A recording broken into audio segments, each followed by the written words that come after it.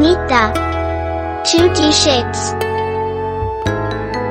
This is the triangle. It has 3 sides.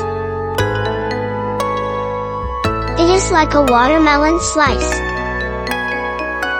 This is the square. It has 4 sides. They are all the same.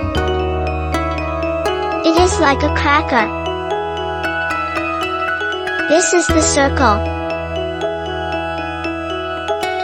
It rolls around and around. It is like a ball. This is the rectangle. It is like a door. This is the pentagon. It has 5 sides. It is like a circus tent. This is the hexagon. It has 6 sides. It is like a nut. Now look around, what shapes can you find?